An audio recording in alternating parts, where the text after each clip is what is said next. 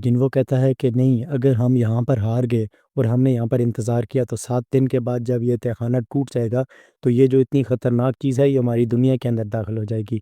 और ये अगर हमारी दुनिया के अंदर दाखिल हो जाएगी तो हम में से कोई भी नहीं बचेगा, क्योंकि ये बहुत ज़्यादा ख़तरनाक है। तो इधर हमें दूसरी तरफ दिखाया जाता है कि जिन्हो की बहन अपने स्कूल से वापस आ जाती है और वो अपनी माँ के पास हॉस्पिटल में पहुँच जाती है और अपनी माँ को अपने स्कूल की पूरी रूटीन, डेली रूटीन के बारे में बता रही होती है कि आज उसने क्या किया और क्या टेस्ट के बारे में सब कुछ अपनी माँ को बता रही होती है। तो इधर हम दूसरी तरफ देखते हैं कि जुन वो जो 2 हंटर्स बाहर खड़े थे, एक जूही और वो दूसरा हंटर, उसे कहता है कि क्या तुम दोनों भी अंदर आ सकते हो?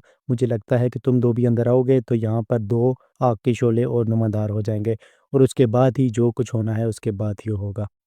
तो ये सुनते ही वो दोनों भी उसके अंदर आ जाते हैं उस पत्थर के करीब और वहाँ पर 2 आग के शोले और जल जाते हैं। तो जैसे ही वो लोग अंदर आते हैं तो तहखाने का दरवाज़ा खुल जाता है और वहाँ पर मौजूद एक और लाइटें होती हैं जो कि ब्लू कलर की थी, वो आहिस्ता-आहिस्ता करके बुझना शुरू हो जाती हैं। तो वो कहते हैं कि क्या अब हम यहाँ से जा सकते हैं? और उनमें से कुछ हंटर कहते हैं क्या पता ये एक और कोई जाल हो और हम इसके अंदर मारे जाएँ। और उधर हम देखते हैं वो तमाम मूर्तियाँ जिनके हाथ में औज़ार थे, तलवार वग़ैरह, हथौड़े वग़ैरह, वो उसी सेंटर पत्थर की तरफ आना शुरू हो जाते हैं। और सारे हंटर कहते हैं कि ये क्या हो रहा है? ये मूर्तियाँ हमारी तरफ क्यों आ रही हैं? जिन्हों ने कहता है कोई भी अपनी आँखें बंद मत करो, सारे इन मूर्तियों की तरफ ही देखो। ये बिल्कुल हमारे बचपन में खेले गए खेल की तरह हैं। जब तक हम इन मूर्तियों को देखते रहेंगे ये बिल्कुल नहीं हिलेंगी। जैसे ही हम इनसे अपनी नज़रों को हटाएँगे तो ये मूर्तियाँ हिलना शुरू हो जाएँगी। उनमें से एक लड़की काफ़ी ज़्यादा डर रही होती है और भाग के वो एकदम दरवाज़े से बाहर चली जाती है। दरवाज़ा हल्का-सा बंद होता है, लेकिन वो लड़की वहाँ से बाहर चली जाती है। तो वहाँ पर मौजूद कैप्टन जिन्हो से पूछते हैं कि जिन्हो ये आखिरकार हो रहा क्या है? वो दरवाज़े से बाहर कैसे चली गई? जिन्हो इधर सोचता है कि क्यों ये वक़्त के साथ आहिस्ता-आहिस्ता नीली रोशनियाँ बुझती जा रही हैं और पीली रोशनी तब ही बुझती है जब कोई बंदा इस पत्थर के पास से भागकर यहाँ से बाहर चला जाता है। और जिन्हो यहाँ पर तमाम नियमों को दोबारा दोहराना शुरू कर देता है अपने ज़हन के अंदर। तो जिन्हो सोचता है कि शायद ये कोई जाल है और ये देवता हमें देखना चाह रहा है कि हम अपनी भक्ति को साबित कर पाते हैं या नहीं साबित कर पाते। तो इतने में ही उधर मौजूद एक और हंटर वहाँ से भाग जाता है और वो भी दरवाजे से बाहर चला जाता है। और जिन्हो कहता है कि ये नीली रोशनियाँ बिल्कुल टाइमर की तरह हैं, अगर हम इस इन रोशनियों के बुझने का इंतज़ार करें तो इनके बुझते ही हम यहाँ से जा सकते हैं। लेकिन उधर ये एक हंटर कहता है कि ये भी तो हो सकता है कि इन नीली बत्तियों के बुझने के बाद हम यहाँ पर हमेशा के लिए कैद हो जाएँ। और वो हंटर कहता है कि तुम्हारे जैसा कमज़ोर इंसान कुछ इतना बड़ा काम भी कर सकता है। अभी हम जो ज़िंदा हैं वो सिर्फ़ तुम्हारी वजह से ज़िंदा हैं। और वो हंटर रोना शुरू हो जाता है और वो कहता है कि मेरा भी परिवार है और मैं ये और ज़्यादा नहीं झेल सकता और मैं ज़िंदा रहना चाहता हूँ। और ये बोलते ही वो हंटर भी वहाँ से भाग जाता है। ये देखते ही जिन्हो रोना शुरू हो जाता है और वो कहता है कि हमें यहाँ से किसी भी हाल में ज़िंदा बाहर जाना ही होगा।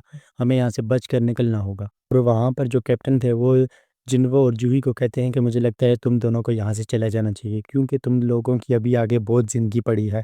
लेकिन मैं काफ़ी बूढ़ा हो चुका हूँ, ख़ैर है मैं अगर मर भी गया तो कोई बात नहीं।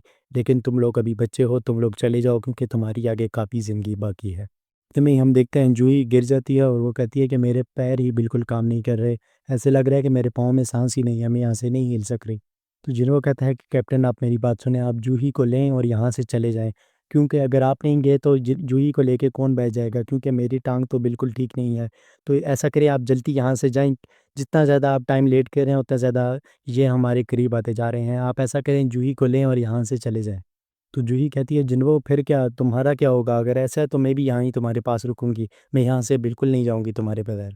तो जिन्हो ने जो एक वहाँ पर माना क्रिस्टल को जमा किया था वो जिन्हो जूही को देता है और कहता है कि ये जो मैंने तुम्हारे साथ डिनर का वादा किया था, ये तुम अपने पास रखो और इसे बेच के तुम डिनर कर लेना।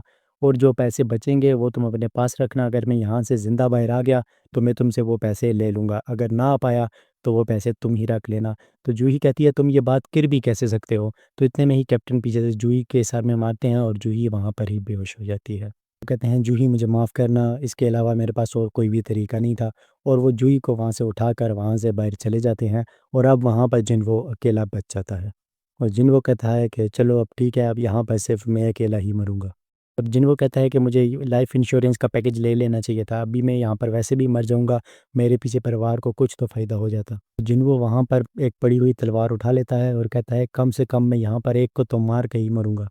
और वो मूर्ति जिन्हो पर हमला कर देती हैं और जिन्हो काफ़ी ज़्यादा ज़ख्मी हो जाता है और जिन्हो कहता है कि मैं शुरू से ही काफ़ी कमज़ोर था और मैं कुछ भी नहीं कर पाता था। इधर ही एक मूर्ति जिन्वो का हाथ काट देती है और जिन्वो यहाँ पर चीखना चिल्लाना शुरू हो जाता है और वो मूर्तियाँ जिन्वो को मार मार कर उसकी हालत बिल्कुल बिगाड़ देती हैं और जिन्वो के पूरे जिस्म पर बहुत ज़्यादा कट्स लग जाते हैं जिनसे जिन्वो खून के अंदर नहा जाता है। अब जिन्वो की बॉडी का कोई भी ऐसा पार्ट नहीं था जहाँ से जिन्वो का खून ना आ रहा हो। उधर ही मौजूद एक मूर्ति अपनी तलवार को जिन्वो के पेट के अंदर घुसा देती है और जिन्वो कहता है कि क्या आप मैं यहाँ पर ही मर जाऊँगा। और जिन्वो वहाँ पर अपने पास्ट को सोचता है कि मुझे ऐसा नहीं करना चाहिए था, मुझे भी यहाँ से भाग जाना चाहिए था। हमेशा लालची लोगों का ही फ़ायदा होता है और मैंने अच्छा बन के मुझे क्या ही फ़ायदा हुआ यहाँ पर रहकर। लेकिन जिन्वो कहता है खैर कोई नहीं, अच्छा ही है कि यहाँ पर सिर्फ मरने के लिए मैं अकेला ही बचा हूँ। और वो मूर्ति जिन्वो को दोबारा अपनी तलवार पर उठाती है और जिन्वो को उस पत्थर के ऊपर फेंक देती है और अब वो हमला कर कर जिन्वो को 2 हिस्सों में तकसीम करना चाह रही थी। जिन्वो की आंखों में वहाँ पर आंसू आ जाते हैं और वो कहता है काश मुझे एक मौका और मिलता। और वो वहाँ पर रो रहा ही होता है और वो मूर्ति जिन्वो के ऊपर हमला कर देती है। तो इतने में ही वहाँ पर मौजूद जो नीली लाइट होती है वो बुझ जाती है। वहाँ पर जिन्वो के आगे एक नोटिफिकेशन बार आ जाता है और उस पे लिखा होता है कि तुम्हारा दिल 0.2 सेकंड्स में बंद हो जाएगा। अगर तुम इसे रोकना चाहते हो तो येस पे क्लिक करो। और जिन्वो वहाँ पर येस पे क्लिक कर देता है। और जिन्वो के येस पे क्लिक करते ही वहाँ सामने लिखा हुआ आता है यू विल एक्सेप्टेड। और इसी के साथ एपिसोड यहाँ पर एंड हो जाती है। और अब हम नेक्स्ट एपिसोड में देखेंगे क्या जिन्वो यहाँ पर बच गया है और आखिर जिन्वो बच गया है तो वो जो नोटिफिकेशन का बटन था वो आखिर क्या था?